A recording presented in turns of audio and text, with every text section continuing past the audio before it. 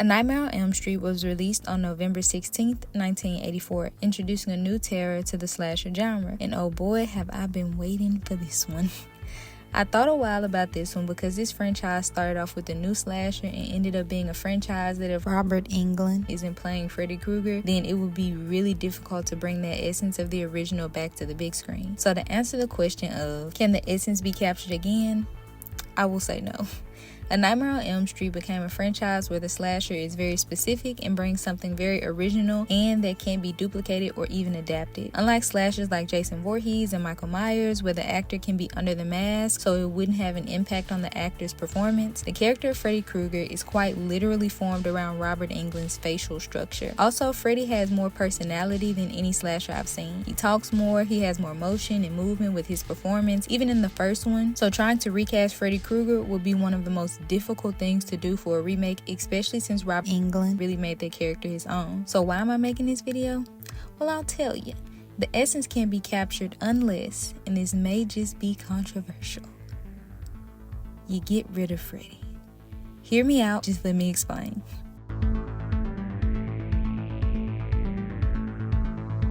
You can't completely get rid of Freddy, but you can't completely have him either. When making a remake of this film, you have to lean into the more paranormal aspect of Freddy. Keep the mystique, keep the terror hidden, yet well alive, so that way the only thing for a nice portion of the film is the voice. Keep the audience in the perspective of the main characters. When we are in the dream state with the main characters, keep the camera on them. Then once we get back to reality, we see it as some sort of phantom doing these things to them, and we don't actually see Freddy just yet. The actor playing Freddy would be doing a nice amount of voice acting. Let me give you an example with the opening scene from the original 1984 film.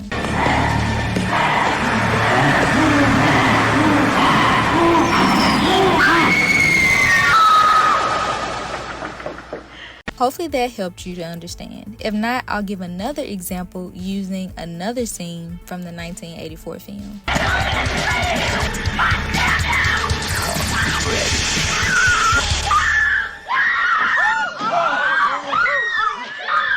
Now you see how these tones shifted from slashers to something more sinister? Hey, but it's a slasher. I know.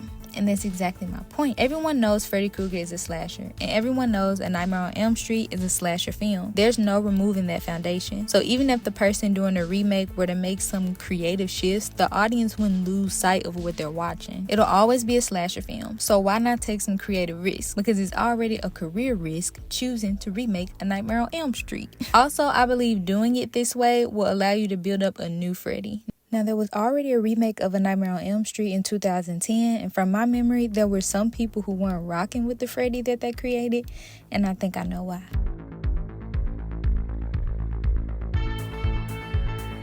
Now, like I said before, you can't have too much of Freddy, but he still has to be there. In my opinion, where they went wrong is the Freddy they created was too much of a villain. Even though in my mind, I'm like, yeah, y'all, he's not a good guy. But people are enamored with Freddy and the performance he brings, and it's a huge thanks to Robert Englund. The remake from 2010 leaned a lot into the creepy factor of Freddy, and I'm not saying that was a bad thing because that man is creepy. However, they leaned into it so much that the audience felt like they couldn't enjoy the things he did with his powers and how he came after the main character. They even went into a lot of detail about what Freddy did specifically and basically verified what we already knew. However, in the original, it wasn't that way. It was obvious yet not shown. It didn't go into major details and let you as the viewer put the pieces together. I also believe it's because of what Freddy was formed into after the 1984 release. Freddy was really creepy in the original. However, as time went on, it became all about how he would kill the victims, his wittiness, and his punchlines. So, do I think the remake from 2010 is bad? No.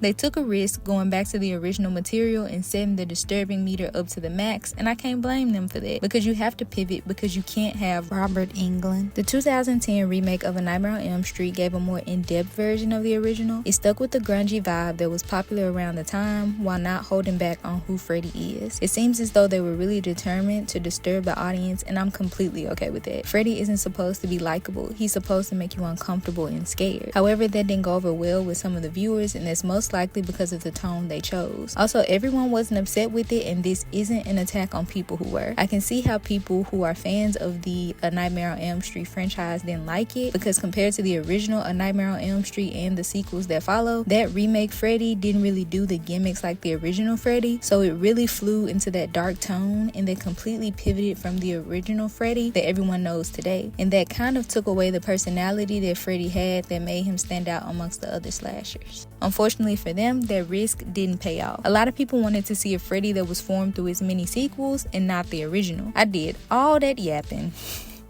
And I still haven't given any suggestions on how a remake should do their Freddy Krueger, and I believe that the 2010 remake wasn't far off. Go to the original material, however, don't set the disturbing meter up to 1,000. Dial it back to what it originally was before. Have the audience follow the main character and let us figure out together what happened and why he's here to hurt them without showing it in so much detail. Keep the gimmicks like the nasty tongue telephone, but balance it out with the body being dragged down the hallway. Keep the Freddy antics with that balance. Now, as for the look, there is no solution. There's no hope. You better see if Robert Englund got some kids or something, because the look is just too specific to try to replicate.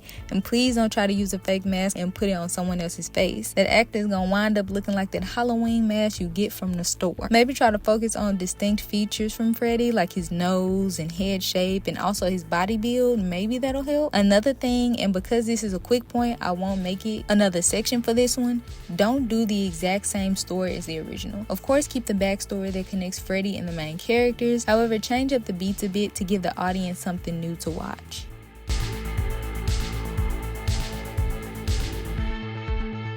This was one of the toughest "Can the essence be captured again" videos I've made so far. Robert Englund is just too much of a powerhouse with this character. It's so attached to him that even doing an attempt at a remake without him would cause uproar. Maybe they can pull him in to be some sort of mentor to the next Freddy and teach him some mannerisms. I have no idea. How did I do, y'all? Do y'all think they should even make a remake? Let me know what y'all think below, and remember to keep it kind. Thank y'all so much for watching.